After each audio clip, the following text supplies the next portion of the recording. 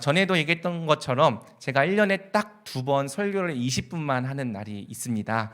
오늘처럼 이 설날 또는 추석 연휴가 있는 주인데요. 막상 준비해 보니까 한 3분에서 5분 정도는 인저리 타임이 되지 않을까. 여러분 괜찮죠? 네, 평소에 50분도 들었으니까 20분에서 25분 잘 들어주시면 좋겠습니다. 오늘은 추석 연휴인 관계로 목장 모임도 없고 우리 장원래회도 없습니다. 예배 마치고 일찍 돌아가시면 되고요. 다만 이제 가족이 있는 지체들은 또 다른 데 가지 말고, 우리가 또 주일을 의외로 가족들과 함께 보내기 어렵잖아요. 가족들과 함께 보내면 좋겠습니다. 20분밖에 안 되는 설교지만 또 한 주 동안 말씀으로 살아가려면 제가 또 여러분들을 굶겨서 보내면 안 되잖아요. 그래서 오늘은 짧아도 좀 칼로리가 높은 말씀으로 준비를 해 보았습니다. 오늘 말씀을 통해서도 우리가 한 주를 살아낼 수 있는 큰 은혜를 받게 되길 우리 주님의 이름으로 축복합니다. 그동안 저는 산상수훈을 통해서 또 그 앞서서는 십계명을 통해서 지극히 높은 율법의 기준을 계속 설교해 왔습니다. 특별히 산상수훈을 통해서는 하나님이 우리에게 요구하시는 온전함의 수준이 대체 어디까지인지 예수님의 말씀을 따라 조금도 가감 없이 가르치기에 힘썼죠. 저뿐만이 아니라 우리 모두에게 이 산상수훈은 매우 무거운 말씀으로 다가왔을 거예요. 그것이 사실은 정상적인 반응이죠. 산상수훈을 우리가 정말 제대로 듣고 제대로 배운다면 우리 심령은 기뻐하기보다는 반드시 가난해지고 애통해질 수밖에 없는 겁니다. 우리가 다 이 말씀의 기준에 발끝에도 미치지 못하는 죄인들이기 때문이죠. 하지만 사랑하는 여러분, 오해하지 말았으면 하는 한 부분이 있어요. 산상수훈의 기준이 높다고 해서 하나님이 이런 기준을 다 만족시킬 수 있는 의인만 부르신다는 뜻은 결코 아닙니다. 오히려 성경은 반대라고 말해요. 하나님은 이런 말씀의 거룩한 기준을 절대 만족시킬 수 없는 죄인들을 부르신다는 거죠. 과거에나 지금이나 하나님은 의인이 아닌 죄인들을 부르신다는 것입니다. 그래서 여러분, 우리가 산상수훈을 배우며 가난해하고 애통해야 하지만 필요 이상으로 절망할 필요가 없습니다. 하나님은 우리가 하나님의 법을 지킬 수 없는 죄인인 것을 다 아시고 우리를 부르셨어요. 그래서 하나님은 우리가 하나님의 법을 제대로 지키지 못하는 모습을 볼 때, 또 넘어지고 연약하여 불순종하는 모습을 볼 때 놀라시거나 당황하시거나 절대 실망하지 않으십니다. 그렇다면 하나님은 왜 우리에게 지키지도 못할 말씀을 요구하실까요? 그것은 이 지극히 거룩한 말씀이 하나님의 은혜 안에서 언젠가 우리에게 다 이루어질 것이기 때문이죠. 전에 배웠던 것처럼 하나님의 모든 명령은 우리 주 예수 그리스도 안에서 얼마든지 예스가 됩니다. 고린도후서 1장 20절은 말하죠.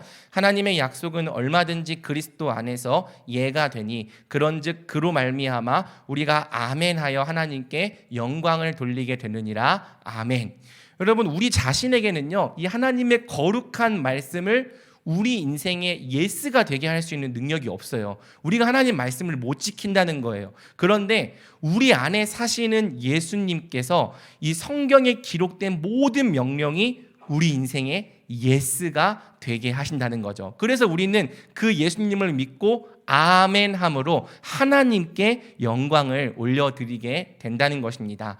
이것이 성경이 우리에게 전하는 복음이에요. 지금은 절대 지킬 수 없을 것 같아 보이는 이 거룩한 말씀도 언젠가 우리 예수님 안에서 우리에게 다 이루어진다는 거죠. 뜻이 하늘에서 이루어진 것처럼 언젠가 땅에서도 우리에게도 하나님의 뜻이 완벽하게 이루어질 거라는 뜻입니다. 그래야 여러분, 우리가 하나님께 영광을 돌리게 되는 거죠. 만약 우리의 거룩함과 우리의 온전함이 우리 자신의 힘으로 이루어지는 일이었다면 우리가 굳이 하나님께 영광 돌릴 필요는 없었을 거예요. 왜? 내 온전함과 내 거룩함은 내가 해낸 일이니까, 다 내가 잘한 거고 내가 열심히 잘한 거니까 굳이 하나님께 영광 돌릴 필요가 없고 칭찬받아야 될 사람이 내가 되는 거죠. 하지만 여러분, 역으로 생각해 보세요.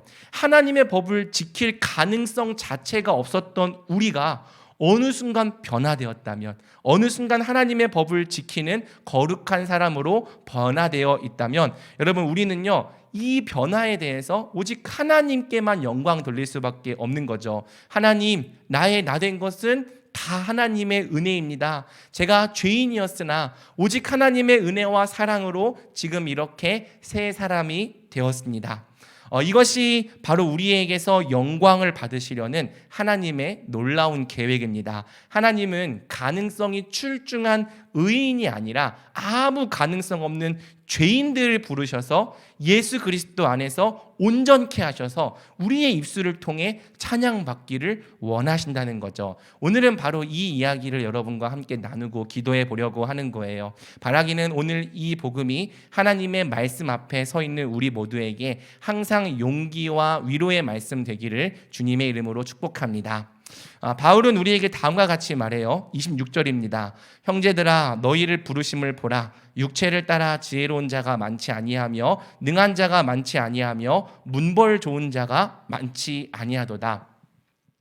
바울의 이 말처럼 하나님께서 부르신 사람 중에는 이상하게도 잘난 사람이 그렇게 많지가 않습니다. 물론 그렇다고 아예 없다는 뜻은 아니에요. 찾아보면은 잘난 사람들도 있고 당연히 있어도 되죠. 이 말을 하는 바울도 사실은 굉장히 잘난 사람 중에 하나입니다.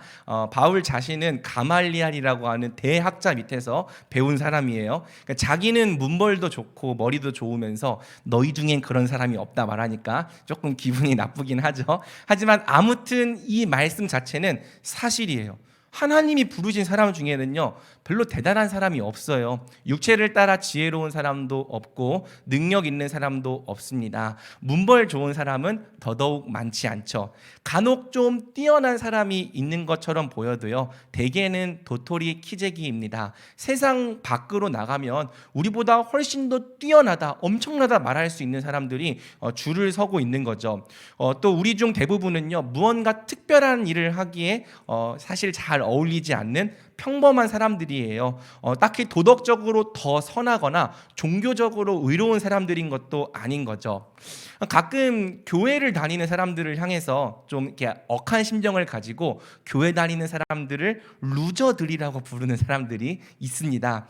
그들은 교회를 루저들의 집단, 이 사회 부적응자들의 집단이라고 폄하해요. 당연히 기분 나쁜 말이긴 한데요. 또 잘 생각해 보면은 그 말이 아주 틀린 말은 아닐 수도 있습니다. 교회 안에는 세상의 눈으로 볼 때 좀 이 부족한 사람들, 좀 나쁜 표현이지만 루저들이 많이 있는 거죠. 가정이 깨어진 사람도 많고 가난한 사람도 많습니다. 공부 못하는 사람도 많고 그럴 만한 환경이 아예 안 되었던 사람도 있죠. 자존감이 낮은 사람도 많고요. 정서적으로 또는 정신적으로 큰 문제에 시달리는 사람도 많습니다. 아직도 남아있는 깊은 상처 때문에 매일 원통함과 분노에 매여 살아가는 사람들도 많이 있죠. 사무엘상 22장 2절은 다윗에게 모여들었던 사람들을 다음과 같이 소개를 해요. 환난당한 모든 자와 빚진 모든 자와 마음이 원통한 자가 다 그에게로 모였고, 여러분 이 말씀이 사실은 하나님 백성의 속에서 다윗과 함께 있었던 이 하나님 백성들의 속에서입니다. 환난당한 자, 빚진 자, 마음이 원통한 자. 교회 안에는 정상인 사람보다 정상 아닌 사람들이 훨씬 더 많을 수 있다는 거예요. 사실은 그렇기 때문에 하나님을 찾아온 것이기도 하죠. 하나님 백성은 어쩌면 하나님이 아닌 다른 곳에서는 도무지 소망을 발견할 수 없는 사람들이기 때문입니다. 하지만 이상하게도 우리 하나님, 적어도 제가 아는 하나님, 제가 만난 하나님은요, 이런 사람들 부르시기를 좋아하신다는 거예요. 그래서 아이러니하게도 정상적인 교회 안에는 정상이 아닌 사람들이 많습니다. 만약 어떤 교회에 너무 정상적인 사람들, 교양 있고 지식 있는 사람들만 모여 있다면 그 교회는 성경이 말하는 정상적인 교회가 아닐 확률이 높아요. 분명 그 교회는 정상이라, 세상이 볼 때 정상이 아닌 사람들은 발도 들일 수 없을 만큼 이 고상하고 높은 문턱을 갖고 있을 거기 때문이죠. 성경이 말하는 정상적인 교회, 성경이 말하는 이 보편적인 교회는요, 정상이 아닌 사람들, 상하고 깨지고 상처받은 사람들로 가득한 교회입니다. 그래서 아이러니하게도 정상적인 교회일수록 문제가 많은 거예요. 왜? 모난 사람들, 거친 사람들, 상처투성이인 사람들을 한 곳에 모아놨기 때문입니다. 그 사람들은 혼자만 있어도 사실 시끄러운데 그 사람들을 다 모아놨으니 여기가 안 시끄러울 수가 없는 거죠. 여러분, 대표적으로 이 말씀을 받았던 고린도 교회가 그랬습니다. 지금 이 말씀이 고린도전서에 기록되어 있잖아요. 성경에서 가장 문제 많았던 교회 하면 다 어딜 얘기합니까? 고린도 교회를 얘기를 하는 거죠. 그러니까 여러분, 이런 사람들을 모아놓고 서로 사랑하라고 말하니까 그게 가능할 리가 없는 거예요. 이런 사람들을 모아놓고 의롭게 살아라, 거룩하게 살아라 라고 말하니까 불가능한 거죠. 그러니까 만약에 좀 세상에서 도덕적이고 법 없이도 살 것 같은 이런 이 탁월한 사람들을 모아놓고 말씀으로 잘 가르쳐서 그렇게 살라고 한다면은 그런 공동체가 우리 생각에는 어쩌면 가능해 보이기도 하죠. 그런데 하나님의 방법은 뭐냐면 전혀 그렇게 살 가능성이 없는 사람들, 전혀 그렇게 살 것 같지 않은 사람들을 모아놓고 서로 사랑해라, 거룩하게 살아라, 의롭게 살아라 말씀하신다는 겁니다. 그러니까 교회 안에서 온갖 문제와 또 소용돌이가 일어나는 거죠. 여러분, 그러니까요, 우리가요 산상수훈 앞에서 절망을 느끼는 게 당연한 거예요. 우리가 산상수훈 또 더 나아가서는 성경이 말하는 이 거룩한 기준대로 살 수가 없는 사람들입니다. 우리는 그렇게 도덕적인 사람도 아니고 영적인 사람도 아니죠. 의롭게 살 가능성이, 거룩하게 살 가능성이 별로 없는 사람들이었던 거예요. 애초에 우리가 그런 사람들이었던 거죠. 하지만 오늘 본문은 역설적이게도 우리가 바로 이런 사람들이기 때문에 하나님이 영광을 받으신다고 말하는 거예요.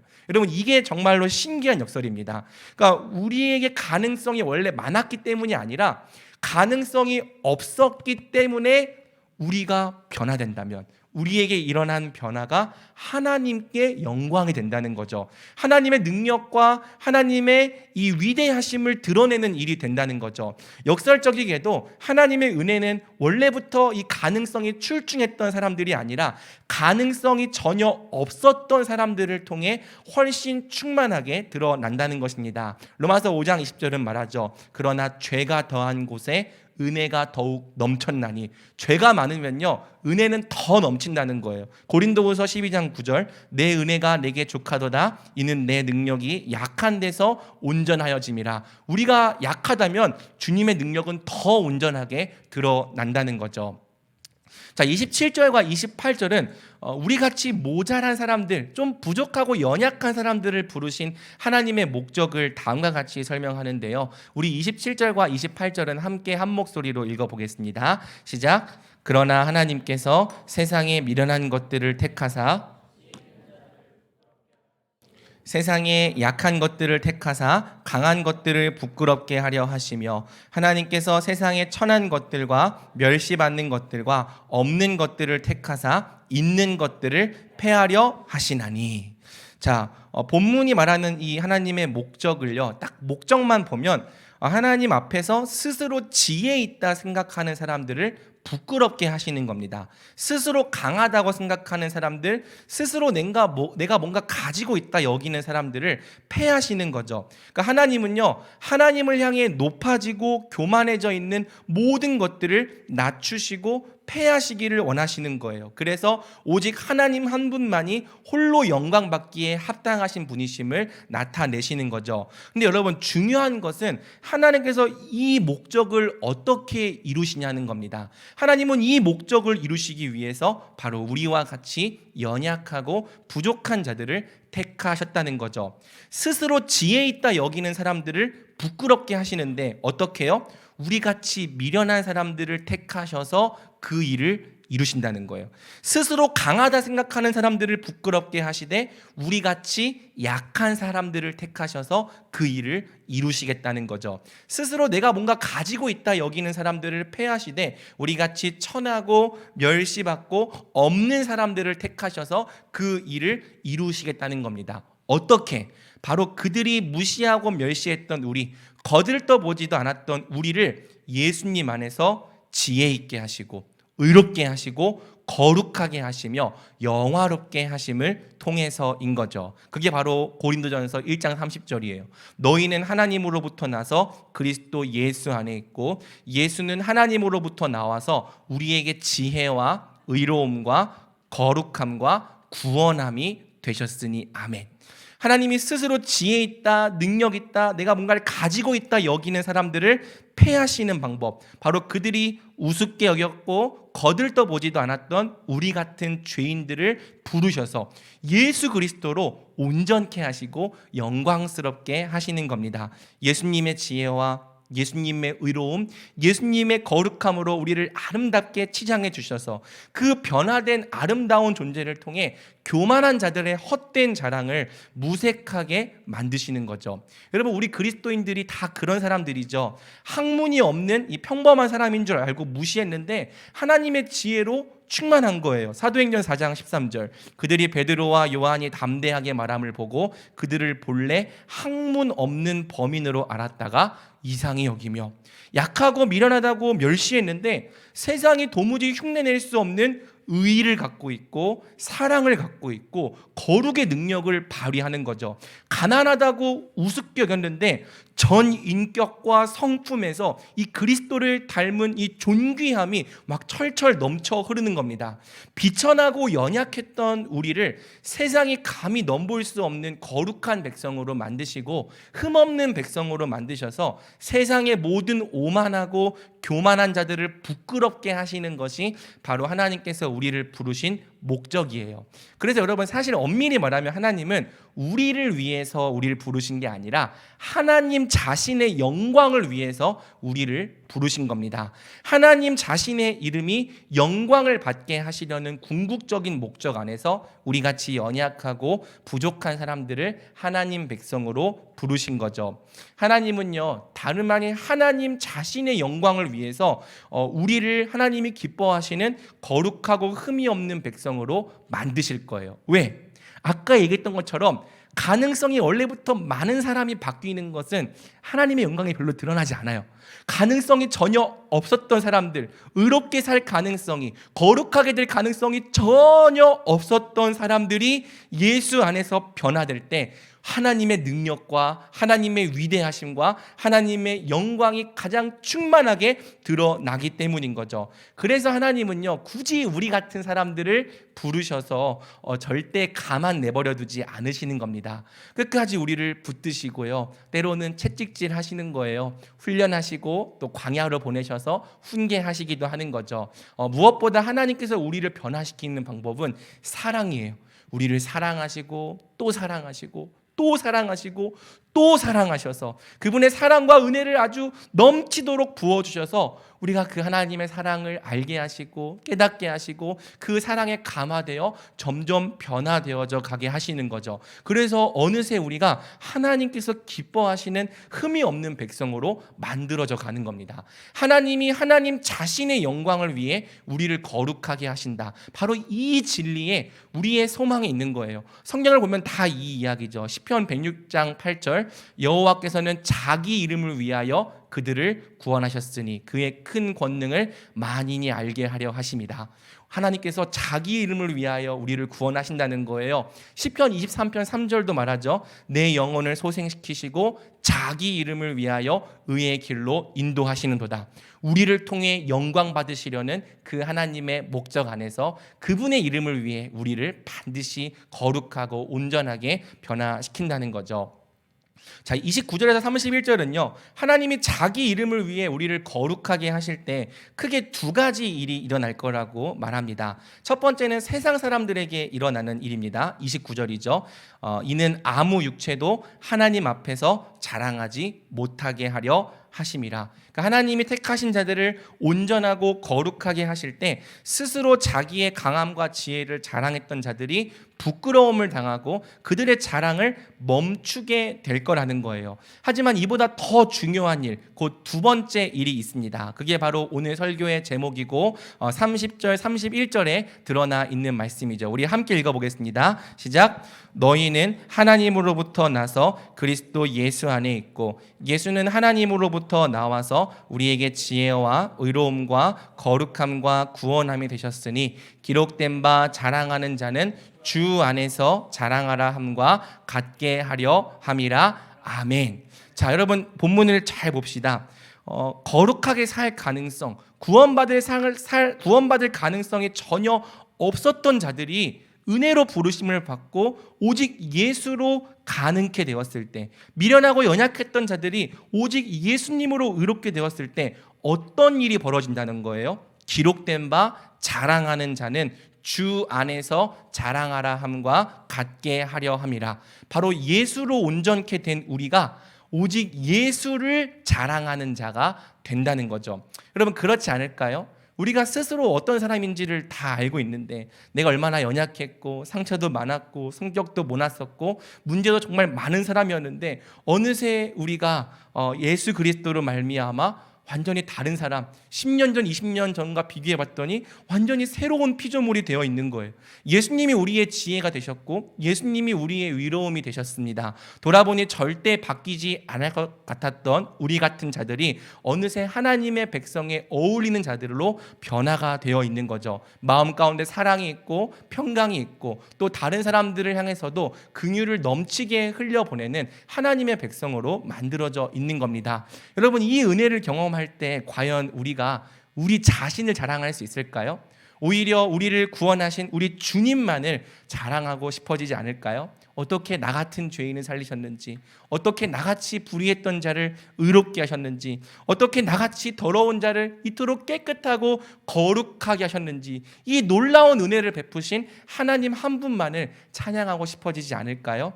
이 은혜를 경험하는 자마다 다 자기 자신에 대해서는 자랑할 것이 하나도 없어지는 거예요. 오직 나를 구원하신 하나님만 날마다 자랑하고 싶은 사람이 될 거라는 거죠. 그리고 우리가 바로 이러한 심정을 가지고 하나님을 자랑할 때, 그게 찬양이죠. 그렇게 하나님을 찬양할 때, 하나님께 영광 돌릴 때 하나님이 우리를 통해서 가장 크게 영광 받으실 거라는 것입니다. 비록 그 출신은 미약했고 미련했고 비천하고 연약했지만 예수로 의롭게 되고 예수로 거룩해 된 사람들이 나타나서 자기 자신을 자랑하지 않고 예수를 자랑하는 자가 되는 것, 하나님을 자랑하는 자가 되는 것, 이것이 우리를 구원하신 하나님의 목적인 거예요. 바로 이 목적 안에서 하나님이 세상에 이 지혜와 힘 있는 사람들이 아니라 우리같이 연약하고 비천한 자들을 불러주신 거죠.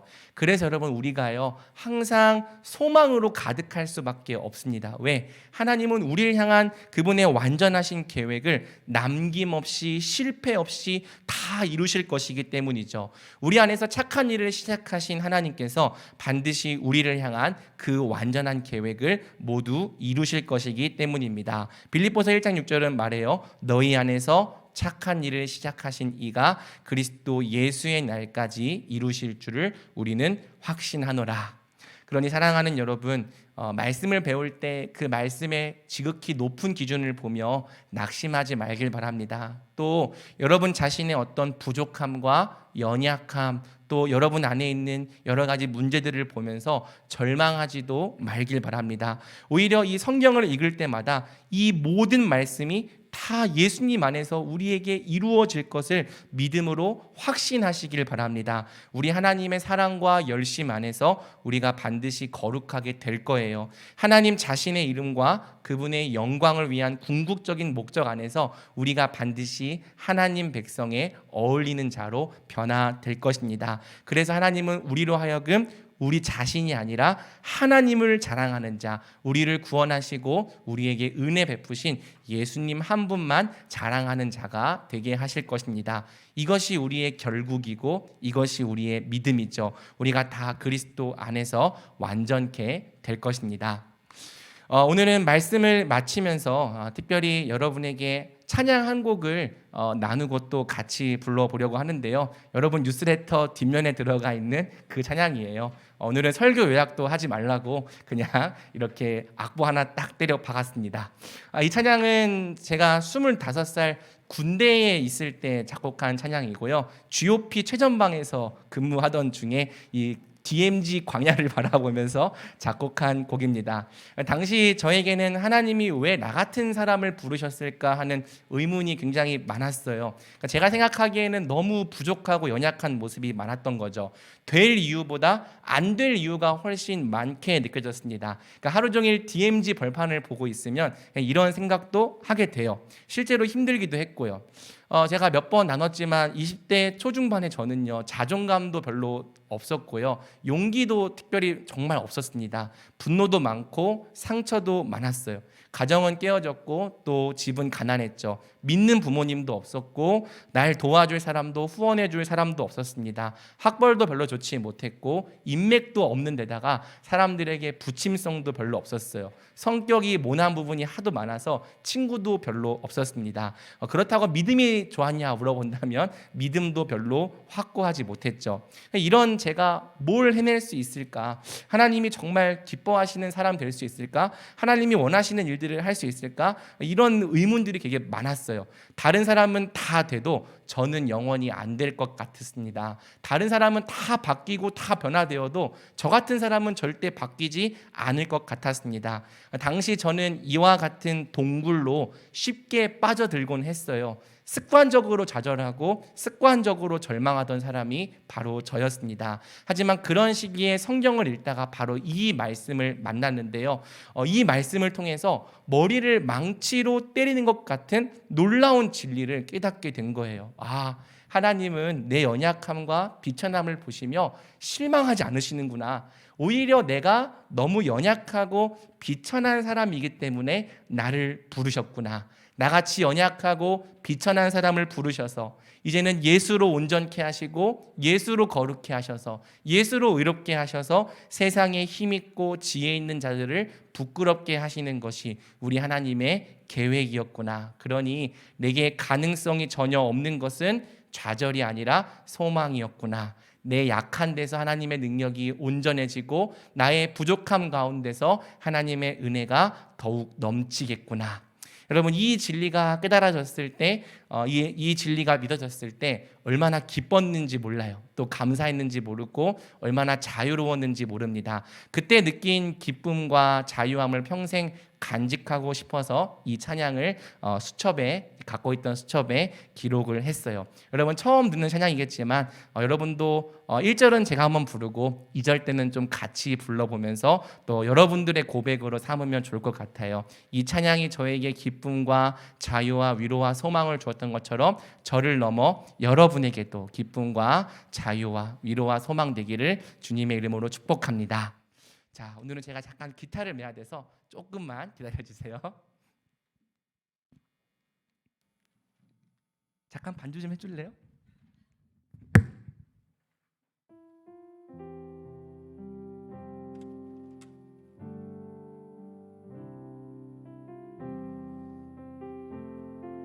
자, 됐습니다. 다시 이제 제가 시작할게요. 이제.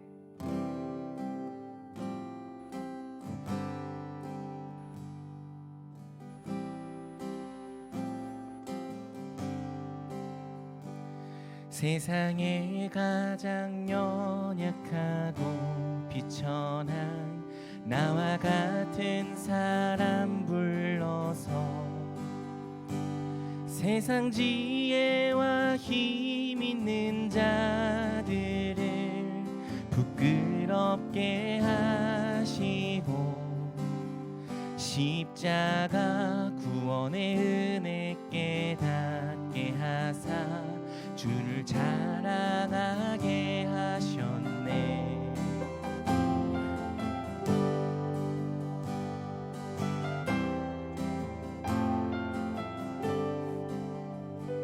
세상에 가장 연약하고 비천한 나와 같은 사람 불러서 세상 지혜와 힘 있는 자들을 부끄럽게 하시고 십자가 구원의 은혜 깨닫게 하사 주를 자랑하게 하셨네. 주를 자랑하게 하셨네. 찬양하세 찬양하세 우릴 구하신 어린 양께 홀로 위대한 구원을 이루시는 전능하신 주 찬양. 우리 다음부터는 함께 불러볼까요? 처음 불러보는 곡이지만 같이 불러보시면 좋겠습니다. 세상에 가장 연약하고 세상에 가장 연약하고 비천한 나와 같은 사람 불러서 세상 지혜와 힘 있는 자들을 부끄럽게 하시고 십자가 구원의 은혜 깨닫게 하사 주를 자랑하게 하셨네. 주를 자랑하게 하셨네. 주를 자랑하게 하셨네. 찬양하세 찬양하세 우릴 구하신 어린 양께 홀로 위대한 구원을 이루시는 전능하신 주차. 우리 한 번 더 찬양하세 찬양하세 찬양하세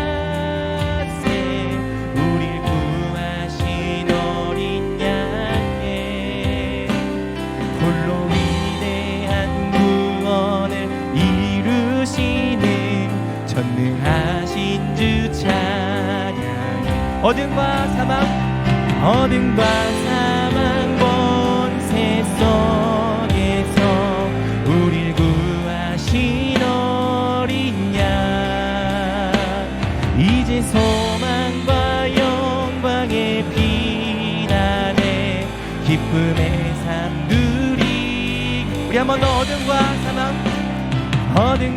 사망 본세 속에서 우릴 구하신 어린 양 이제 소망과 영광의 피난에 기쁨의 삶 누리겠네.